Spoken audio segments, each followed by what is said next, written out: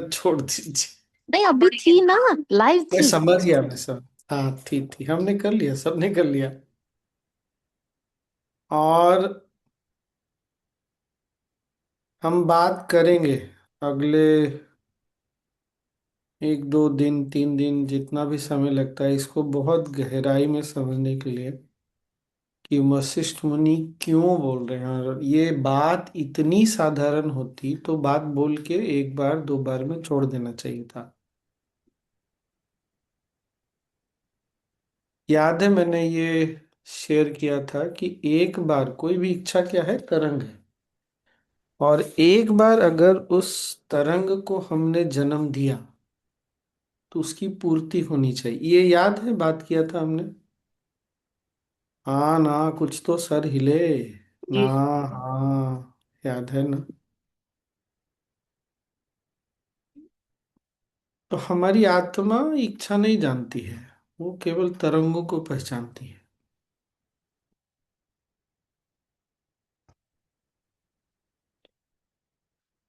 सांसारिक इच्छाओं का जो तरंग होता है ना, वो भारी होता है। गुरुदेव ने नारद भक्ति सूत्र में और कहाँ बताया है, अभी याद नहीं आ रहा। नारद भक्ति सूत्र में एक जगह बताया है, हम जैसे जैसे ध्यान करते जाते हैं, साधना करते जाते हैं, जितनी बार शांति का अनुभव, जितनी बार अपने विचारों को देखते हैं, अपने भावनाओं को देखते हैं, जैसे क्रोध आ रहा है, दिखता है क्रोध आ रहा है, तो धीरे धीरे ना ये स्पष्ट होने लगता है कि मैं वो नहीं हूं। ये बात समझ में आई? बुद्धि में ये चीज सामने दिखे या ना दिखे, अंदर में जो हमारे बैठा हुआ है ना, वहां बदलाव आने लगता है। अगर मैं अपनी भावनाओं को देख सकता हूँ, विचारों को देख सकता हूँ, तो अंदर में ये क्लैरिटी, स्पष्टता आती चली जाती है कि मैं वो नहीं हूँ। इससे पहले क्या था, मैं वही हूँ। जो इच्छा उठी तो क्या होता है उससे, इतना तादात्म्य, इतना अधिक गहरा लगाव होता है ना कि पूरी जीवन की दिशा उस ओर चली जाती जाती है कि नहीं जाती है। घर, गाड़ी चाहिए, घर बनाना है, घर चाहिए, कुछ भी। तो ऐसा तादात्म्य है कि पूरी जीवन की दिशा ही उस ओर चली जाती है। और जो सांसारिक इच्छाएं होती हैं, बुराई और अच्छाई का इसमें कहीं कोई चक्कर नहीं है। गुरुदेव ने ये बोला था, ये जो भावनाएं हैं, इस तरह की सांसारिक जो चीजों से रिलेटेड भावनाएं हैं, क्रोध है, अहंकार है, लालच है, ये क्या है ना, चेतना को मोटे रस्सी की तरह बना देती है। अगर किसी को याद आ रहा हो तो, कहाँ रेखा है ये नारद भक्ति सूत्र के अलावा, याद आता है? हमने अष्टवक्र में बोला था बात स्वामी किया जी। है स्वामी जी। कहाँ पे हम्म। है पता नहीं, लेकिन वो रस्सी की तरह मोटी होती है, हाँ, ये मोटी आपने हो बोला जाती है। है। बोला है हाँ, आप। हरप्रीत जी, अष्टावक्र गीता में आप बोल रहे हैं? हाँ अष्टावक्र स्वामी जी, गीता? हमें तो ऐसे लग रहा है। अच्छा, तो अष्टावक्र चाहे जहां भी, मूलतः क्या है, उसमें भारीपन आ जाता है। अगर नदी में या सागर में पत्थर डालेंगे तो क्या होगा, पत्थर नीचे की ओर जाएगी जाएगी, क्योंकि वो बहुत भारी होती है। तो जब ऐसी तरंगे हम उठाते रहते हैं तो हमारी ही चेतना ना भारी होती चली जाती है। अगर भारी होगी तो हमारी दो ही गति है, या तो ऊपर की ओर गति, ऊर्ध्व गति, या अधोगति। शास्त्रों में क्या बोलते हैं, अधोगति। या तो हमारी चेतना ऊर्ध्वगामी होगी या अधोगामी होगी। जब हम इतना भारीपन बार बार बार बार ला रहे हैं तो क्या हो रहा है, बार बार नीचे जा रही है। तो जन शरीर छूटने के बाद फिर कहाँ जाएगी वो? ये बात सही समझ में ना। वो कोई यमराज वगैरह नहीं होते हैं, हमको डराने के लिए हमारा लेखा जोखा लेके नहीं रखते हैं। ये बात हमने पहले भी जानी है ना। चित्रगुप्त कोई व्यक्ति नहीं, कोई और नहीं होता, हमारी आत्मा ही सारे चित्र को गुप्त रूप से अंदर में रखती है। तो जब हम इतना ईर्ष्या करते हैं, इतना लालच, तो वो भारीपन भारीपन भारीपन बढ़ता चला जाता है। तो जब इतना जीवन में भारीपन बढ़ा लेते हैं ना, तो बाद में भारीपन का ही अनुभव होता है। उसी को आत्मा जो है ना, पीड़ा के रूप में देखती, इतना भारीपन। और हमने जितनी बार ध्यान किया ना, क्या होता है, सुदर्शन क्रिया किया, हल्केपन का अनुभव होता है। तो वो हल्केपन का अनुभव ना हर बार चेतना को ऊपर उठाता है। जीवन में कभी दया करुणा आई किसी पर, हमने कुछ किया या नहीं किया ये महत्वपूर्ण नहीं है। जैसे हो सकता है कोई बहुत प्यार से बात कर रहा, पर अंदर में एकदम कड़वाहट भरी पड़ी होगी। उसने क्या बोला, या यही कर्म का रहस्य, कर्म के रहस्यों में ना एक रहस्य ये भी है। हमने क्या बोला या नहीं बोला ये महत्वपूर्ण नहीं, अंदर में क्या भावना थी। एक डॉक्टर इलाज करते समय ये देखता है कि मुझे सामने वाले को हील करना है, ठीक करना है। एक डॉक्टर इलाज करते समय ये देख रहा है कि मैं इससे कितना पैसा कमा सकता हूँ। दोनों एक ही प्रोसीजर में जा सकता है, लेकिन दोनों की भावना अलग अलग है, इसलिए दोनों को फल अलग अलग मिलेगा। यही कर्मों का रहस्य है।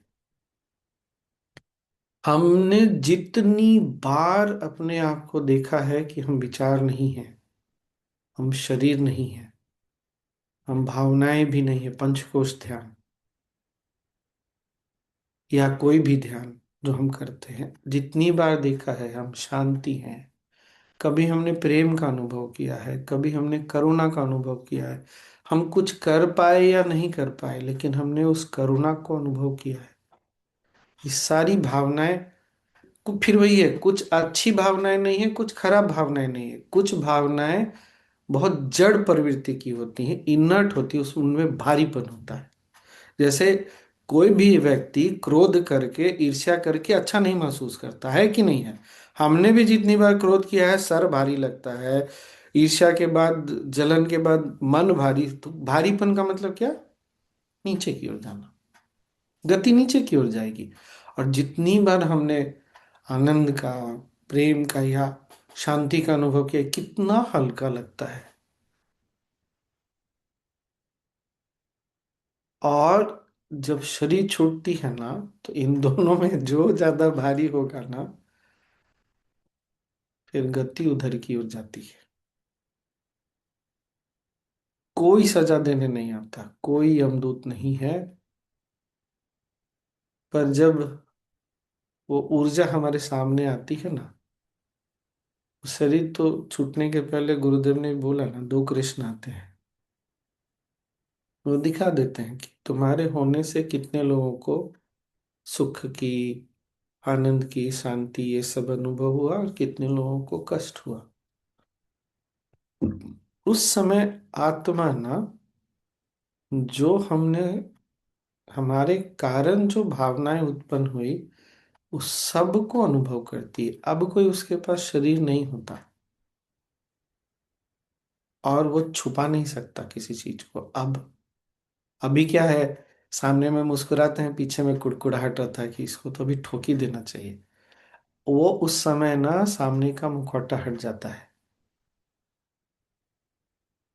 आत्मा को केवल वही दिखता है, वही महसूस होता है, जो वास्तव में जिस ऊर्जा तरंग को उसने जन्म दिया है।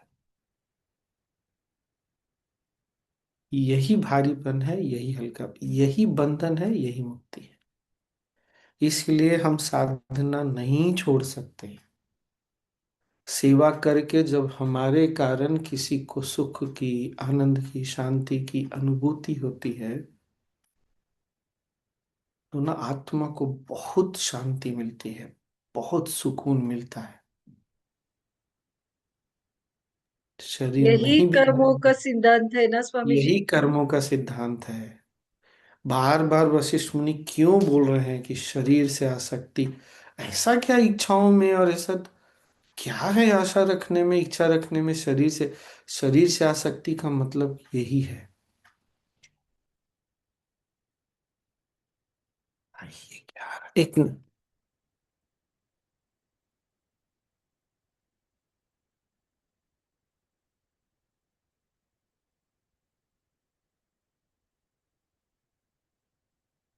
तो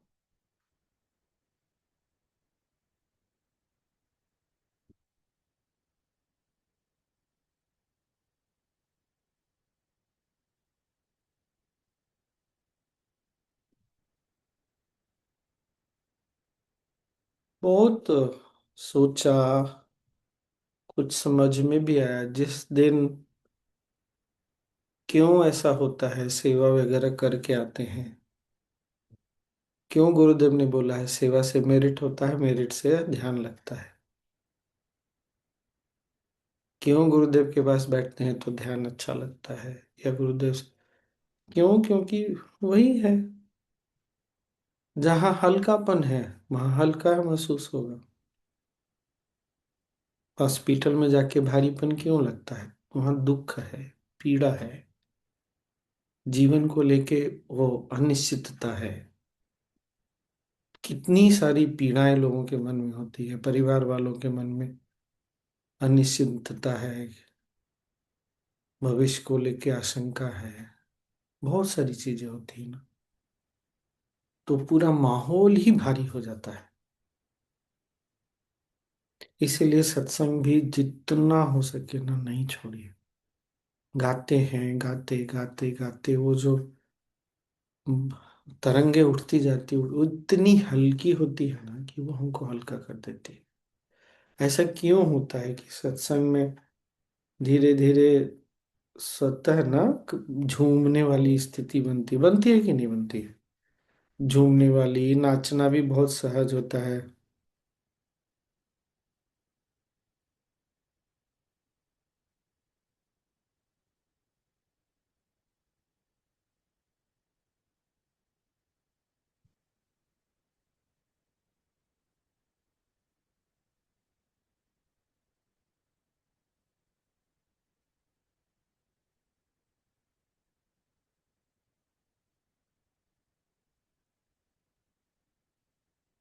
तो ये जो हमको गुरुदेव ने चार पांच चीजें दी है ना, साधना पथ, सत्संग, सेवा, ज्ञान का ज्ञान, अगर ज्ञान हमको हल्का करता है तो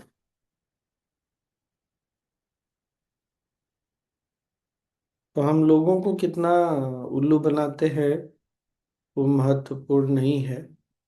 हम अपने आप को तो उल्लू नहीं बना सकते। हमारी भावनाएं, वो हमको पता है अंत में तो हमारे पास ही आने वाली है।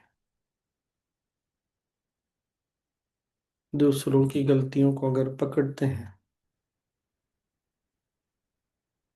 तो हमारी गलती हम कहाँ से छोड़ेंगे। आज लगता है छोड़ देंगे, कल तो नहीं छोड़ पाएंगे।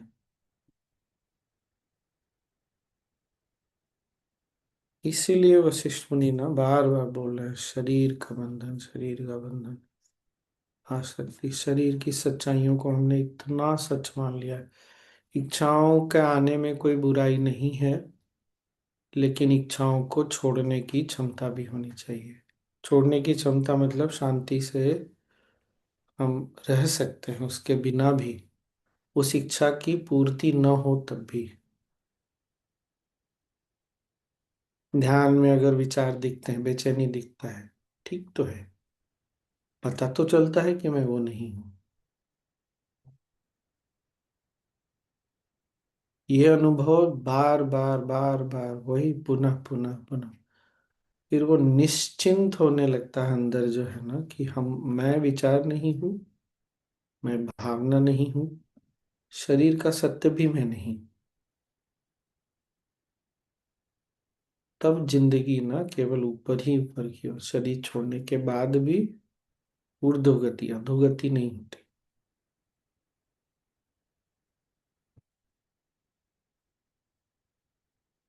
इसलिए ध्यान साधना, फिर से बोल रहा हूँ, सेवा, सत्संग, ज्ञान, कुछ भी नहीं छोड़ना चाहिए,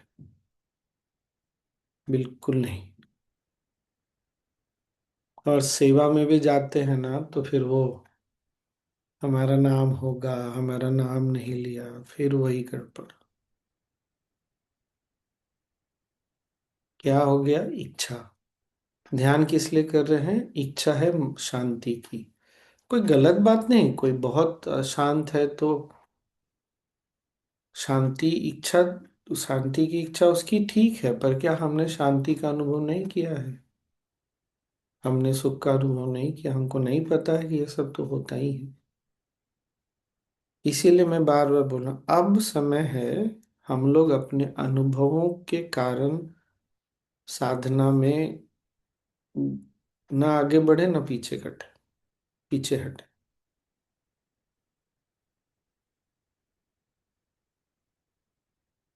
बहुत जरूरी है।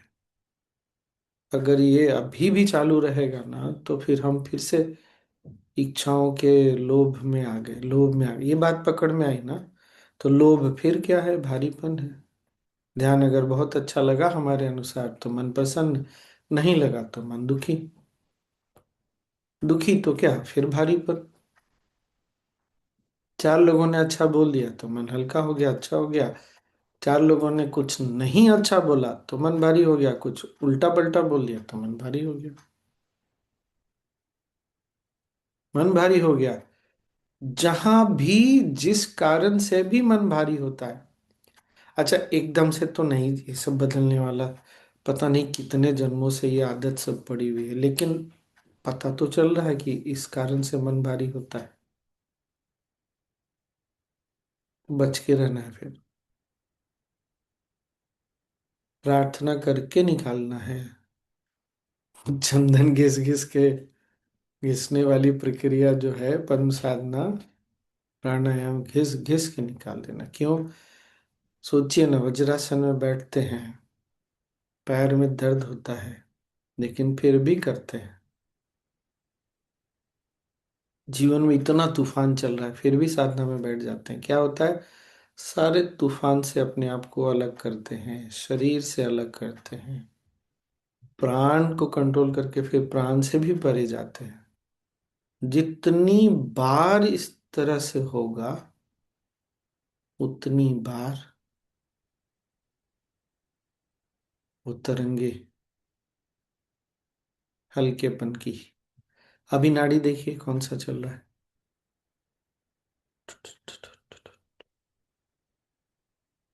पहले से कुछ अंतर है? जी स्वामी जी, अब दोनों चल स्वामी रही जी है। दोनों चल पड़ा। बढ़िया, लगभग लगभग बराबर है।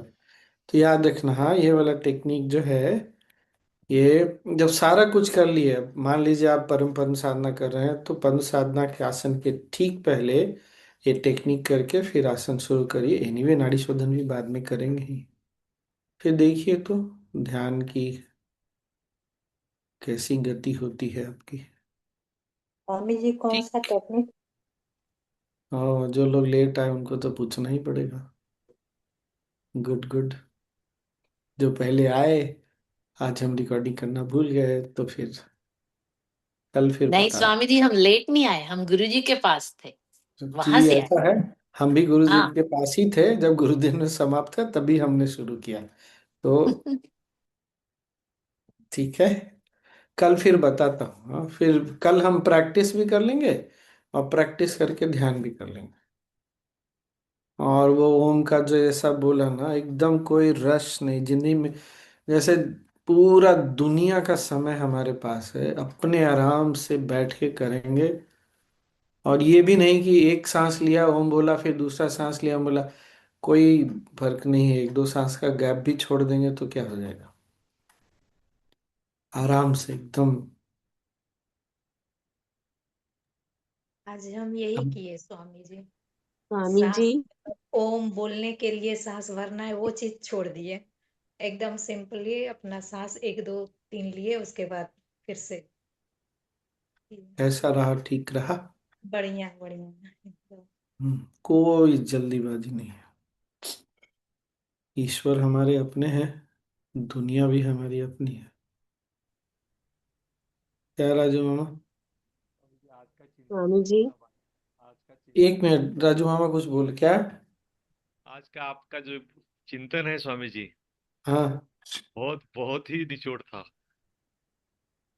मतलब हम्म, हाँ, सब सब एक जगह आ गया। अष्टवक्र आ गया, उपनिषद आ गए, नारद भक्ति सूत्र आ गया, सब स्वामी जी। और पूरे हम हम जीना योग कैसे, वशिष्ठ हमको का जीना, सर। हाँ हम जीना कैसे और हम देखना कैसे जीवन को, ये आपने आज समझा नहीं। बात करेंगे इस पे, और अगर कुछ समझ में आता है तो और शेयर करूंगा। हाँ। और कोई कुछ बोल रहा था ना, 2 बार हाँ स्वामी जी स्वामी बोला। जी, हम भी बोल रहे हैं कि आज का सुन करके एकदम लग रहा था कि कहाँ से आपको ये सब इतना आता है। बहुत बहुत अच्छा। ओ, चिंतन चिंतन अनुसंधान अब समझ में आया, हम सब लोग करते हैं। वो अब समझ में आया कि क्या होता है अनुसंधान, विचार, चिंतन। हाँ पारुल बोलो, फिर चले छुट्टी आज। स्वामी जी, आपने बताया ना कि पूरी दुनिया का समय हमारे पास है, ये बात से साधना में बहुत फर्क। हम्म। 2 दिन से ऐसे करते हैं ना तो। खूब बढ़िया। स्वामी जी, आज मैं राम बना हूं क्या नहीं मालूम नहीं, लेकिन वशिष्ठ मुझे मिले। बिल्कुल। अच्छा, थोड़ा ज्यादा हो रहा है, ठीक है।